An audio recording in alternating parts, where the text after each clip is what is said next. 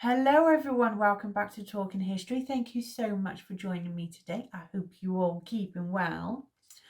So a few weeks ago over on YouTube, I asked if you would like me to do a video on King Louis VII of France. You answered. So today's video is all about King Louis VII of France. And I'm going to turn this into a little series, let's say. I have covered Louis's daughter Margaret of France, who married Henry the Young King. I've already done a video on her. So I'm going to do Louis's side for a little while. So make sure you do hit that subscribe button so you don't miss those future videos. Anyway, let's get back into today's video of all about Louis VII of France.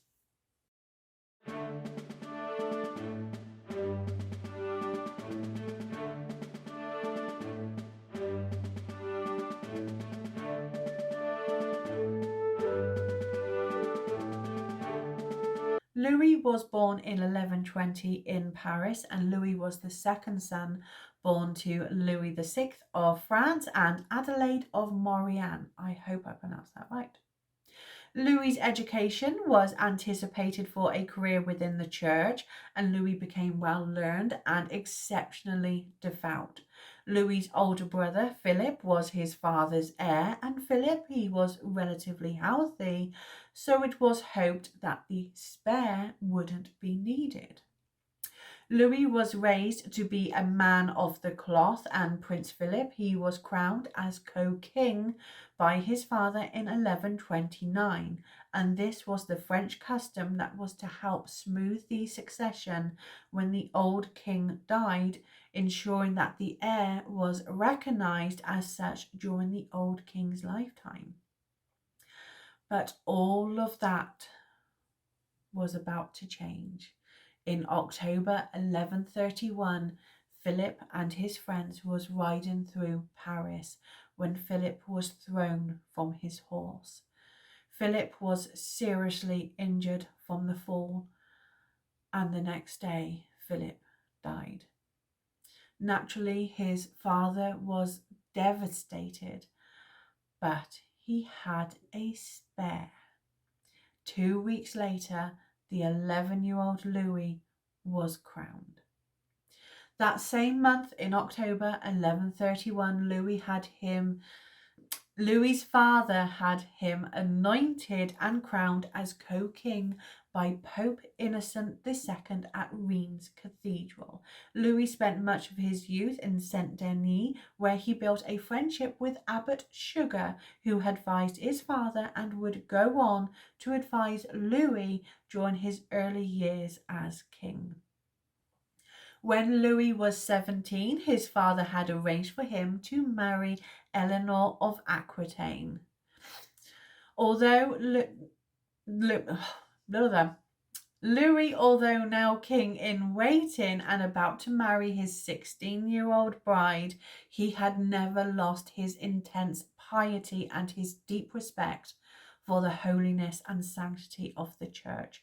Louis had been raised by monks to become the epitome of a chaste, learned man of the cloth, and that tendency hadn't left him, whilst his bride-to-be, Eleanor, had a strong sense of her own self-worth. And in years later, she would be heard complaining that she had indeed married a monk instead of a man. Eleanor and Louis married on the 27th of July, 1137, and less than a week later, old King Louis VI died. Louis the Younger was now King of France. Louis VII was now king, and it seemed that his marriage to Eleanor, the high-spirited Eleanor of Aquitaine, may have been doomed from the start. Eleanor and Louis would have two daughters, Marie and Alix. Marie would become Countess of Champagne, and Alix would become the Countess of Blois. I still can't pronounce that word no matter how much I try. In Louis's first part of his reign, he was vigorous and celeste in his role. His accession wasn't marked by any particular disturbances other than the uprisings by the Bourges of Orleans and Poitiers, who had wished to organize communes.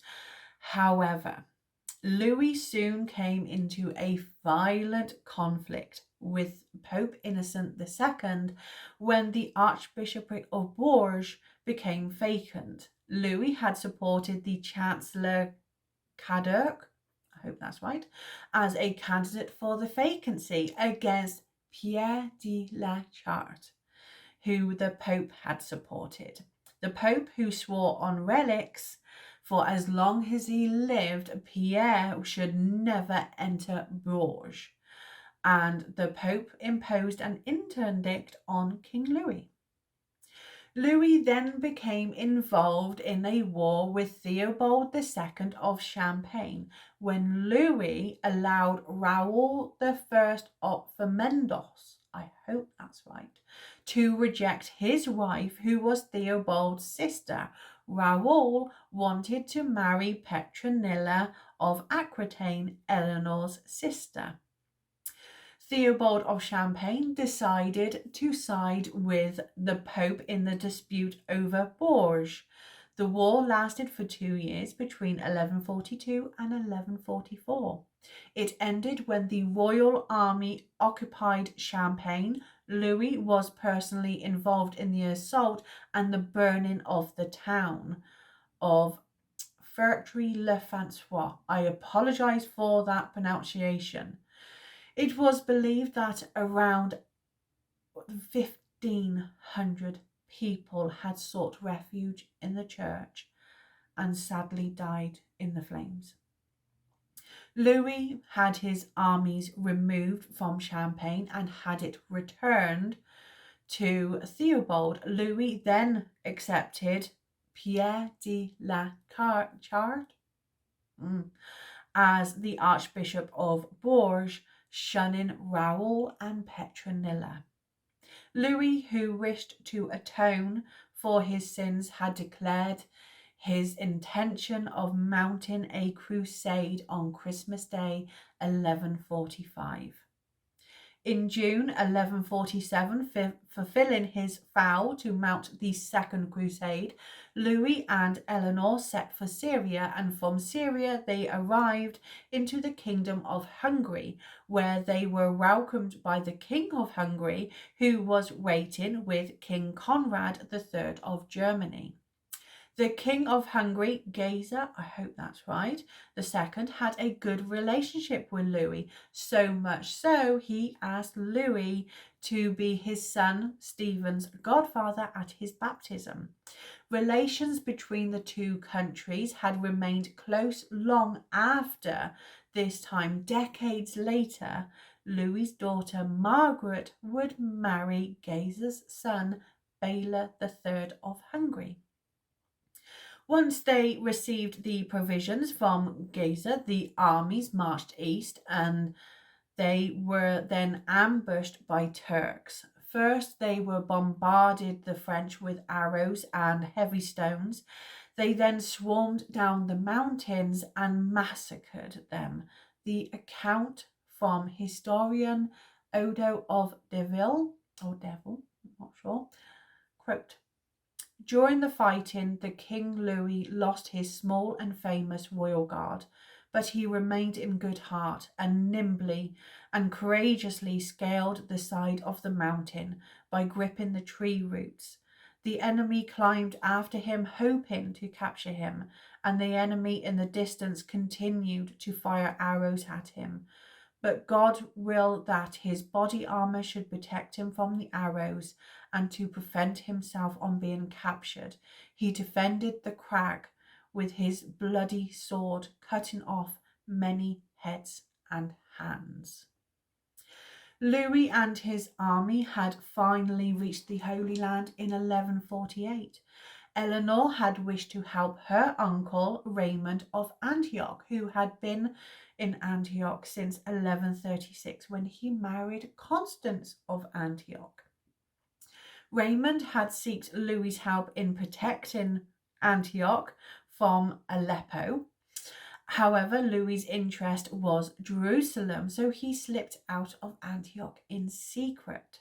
He joined King Conrad III and Baldwin III of Jerusalem to lay siege to Damascus, but it ended in disaster.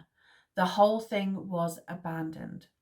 Louis and Eleanor left the Holy Land in the middle of the night, despite protests from Eleanor, who wished to stay to help her uncle. They had only spent 10 days in Raymond's great city.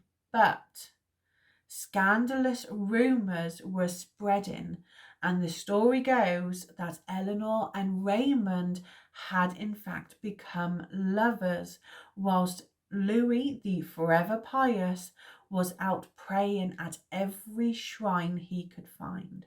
When Louis had discovered his wife and Raymond, he dragged Eleanor out in the dead of night. Now, as far as history tells us, Eleanor never saw Raymond again, but most historians believe that there was never any affair. It was simply a scandalous rumour that was spread by Eleanor's enemies. Louis and Eleanor returned home in 1149, and the expedition to the Holy Land came at a great cost, not only to the royal treasury and the military, but also led to the annulment of their marriage. The Pope had even tried to help their relationship, but failed, so an exit clause was found, and it was declared that Louis VII and Eleanor of Aquitaine were too closely related for their marriage to be legal. Louis and Eleanor's marriage was annulled on the 21st of March 1152. Although their annulment was on the basis of being too closely related, it was more due to the fact there was a lack of a male heir. On the 18th of May 1152, Eleanor had married the future King of England, Henry II, and she went on to give him 3 daughters and 5 sons. Louis went on to lead an ineffective war against Henry for marrying Eleanor without his permission, and it ended badly for Louis. His troops were routed and his lands were ravaged and properties were stolen. Louis's reaction was to go down with a fever and to go home. Louis's marriage to Eleanor now officially over, he began searching for a new bride, and he chose Constance of Castile, a Spanish princess, daughter to King Alfonso VII of Leon and Castile, and his wife Berengaria of Barcelona. Like so many princesses of her time, Constance's early life is mostly unrecorded. Constance is believed to have been born between 1136 and 1140 and was probably the eldest of Alfonso's 2 daughters. Constance's siblings were Sancho, Ferdinand, and Sancha, who were born to Alfonso's second wife, Richiza, I apologise for that pronunciation, of Poland.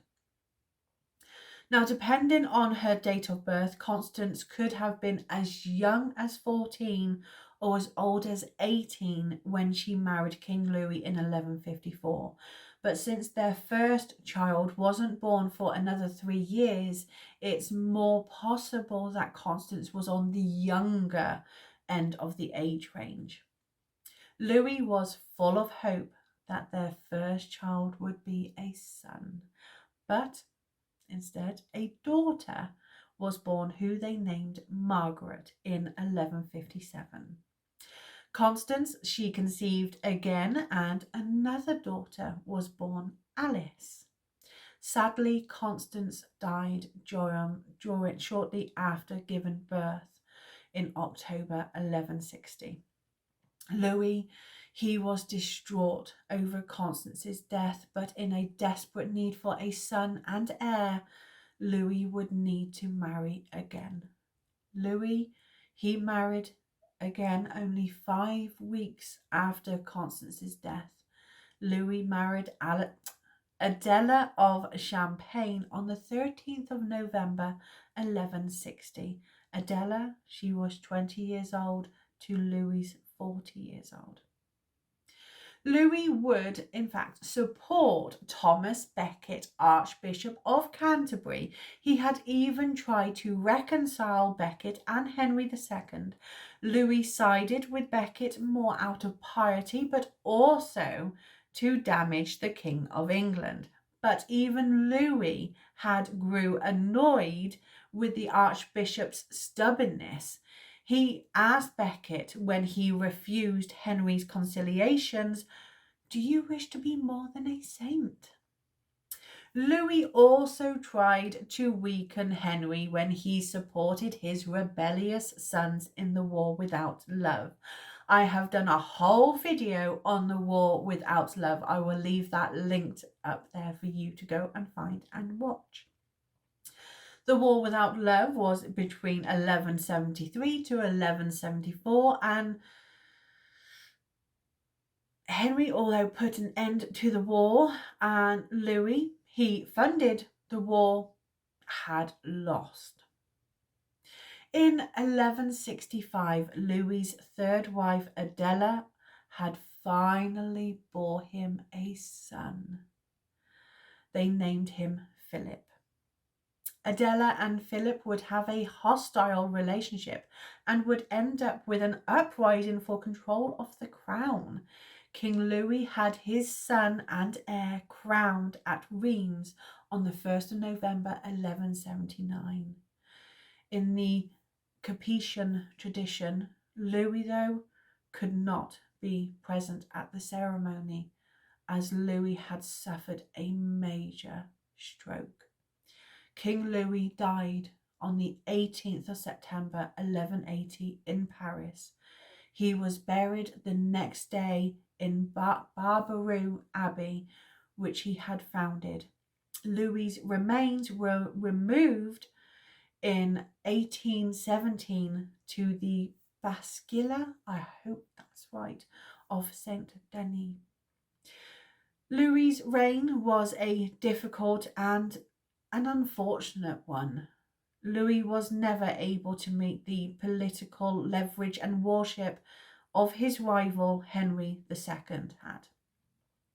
Louis should be remembered for his accomplishments in the development of agriculture, population, and building of stone fortresses.